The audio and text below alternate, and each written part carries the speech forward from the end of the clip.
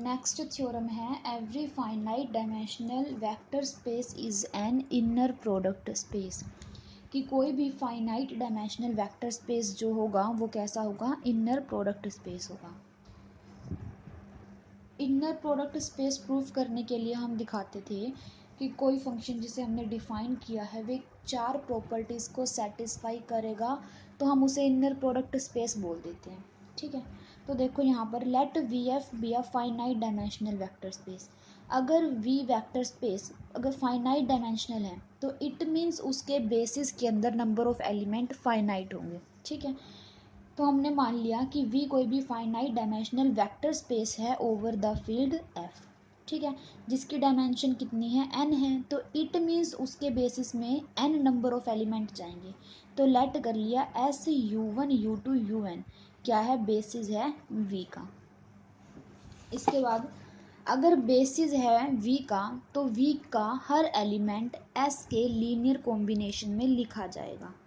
ठीक है, तो हमने लेट कर लिया 3 एलिमेंट U V W किसके, वेक्टर स्पेस के।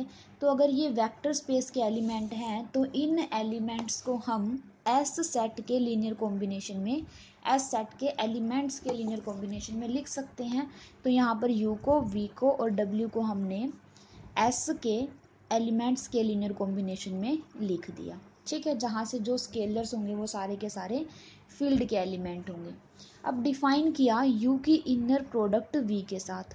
ठीक है, किस तरीके से डिफाइन किया कि जब हम U की इनर प्रोडक्ट V के साथ करेंगे तो U के जो स्केलर्स हैं वो आगे और B के जो स्केलर हैं उनका कॉन्जुगेट की प्रोडक्ट फिर उनका सम। किस तरीके से होगा, देखो A1 B1 bar plus A2 B2 bar plus A3 B3 bar plus A4 B4 bar plus up to AN BN bar. ठीक है, इस तरीके से हमने U और V की इनर प्रोडक्ट को डिफाइन कर लिया, मतलब एक फंक्शन डिफाइन कर लिया। अभी हम इसे इनर प्रोडक्ट नहीं बोल सकते क्योंकि इनर प्रोडक्ट तो हमें प्रूफ करके दिखाना है।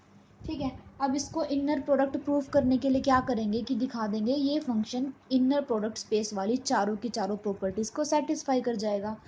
फर्स्ट प्रॉपर्टी लेकर चले। ठीक है, तो यू वी का कॉन्जुगेट क्या होगा, इसका कॉन्जुगेट। ठीक है, यहाँ पर इस तरीके से लिख देंगे इसको, मतलब A1 कॉन्जुगेट बी आई का double conjugate means B I. ठीक है, तो यहाँ से हम इसे इस तरीके से भी लिख सकते हैं। और ये क्या, यहाँ पर देखो किस किस स्केलर्स पहले आ रहे हैं, V के, V वाले स्केलर्स पहले आ रहे हैं और A के कॉन्जुगेट हो गए, मतलब U के स्केलर्स को बाद में लिख रहे हैं। तो ये इनर प्रोडक्ट किसकी बनी, V और U की। तो हमने इन दोनों को इक्वल दिखा दिया। ठीक है, एक प्रॉपर्टी सेटिस्फाई। नेक्स्ट देखो U की U के साथ inner product greater than equals to 0। ठीक है, U की U के साथ इनर प्रोडक्ट। ठीक है, तो ये वाली चीज़ आएगी क्योंकि सेकंड पे भी U है, फर्स्ट पे भी U है। तो फर्स्ट पे तो मतलब फर्स्ट वाले के स्केलर इंटू सेकंड वाले, सेकंड में U के स्केलर्स का कॉन्जुगेट, मतलब AI conjugate is equals to I1 to n mod of AI का square is greater than equals to 0। ठीक है, अब देखो U की U के साथ इनर प्रोडक्ट अगर 0 है, अच्छा पहले तो हमने क्या दिखा दिया कि U की U के साथ इनर प्रोडक्ट आएगी वो ग्रेटर देन इक्वल्स टू 0 आएगी। अब हम क्या दिखाएंगे कि U की इनर प्रोडक्ट अगर U के साथ 0 है तो इट मीन्स U क्या होगा, 0 होगा। ठीक है, अब U की U के साथ इनर प्रोडक्ट हम निकाल चुके हैं, ये है, इसका मतलब ये किस तरीके से है, A1 के मोड का स्केयर प्लस A2 के मोड का स्केयर प्लस AN के मोड का स्केयर। इसको हमने 0 लेकर चले क्योंकि ये U की U के साथ इनर प्रोडक्ट 0 लेकर चला है। अगर ये 0 कब होंगे, जब सारे के सारे ये मोड वाली टर्म्स 0 हो जाएं।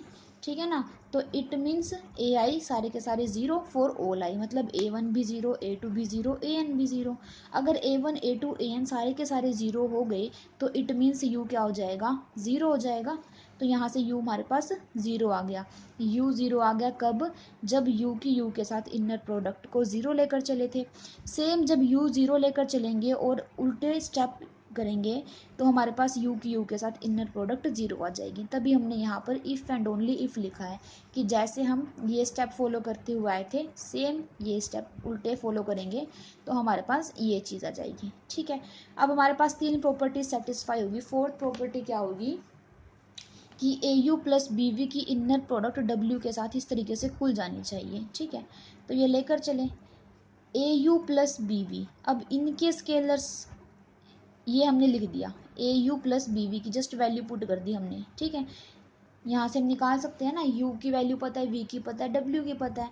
तो जब इसे a से मल्टीप्लाई करेंगे तो ए यू की आ जाएगी, इसे b से करेंगे तो बी वी की आ जाएगी। ठीक है, हमने यहाँ पे ए यू और बी वी की वैल्यू निकाल के उनको ऐड कर दिया, तो हमने यहाँ पर लिख दिया A U plus B V, comma यहाँ पर हमने w की वैल्यू को पुट कर दिया। ठीक है, जस्ट वैल्यू पुट किया अभी हमने। अब क्या करेंगे, इसको ओपन करेंगे। देखो ए की ए आई प्लस बी की बी आई के साथ इनर प्लस इंटू सी आई कॉन्जुगेट। अब इस इनर प्रोडक्ट को जब ओपन करते हैं तो क्या होता है, फर्स्ट वाले के तो स्केलर एज इट इज़ रहते हैं, इनटू पीछे वाले के स्केलर का कॉन्जुगेट हो जाता है।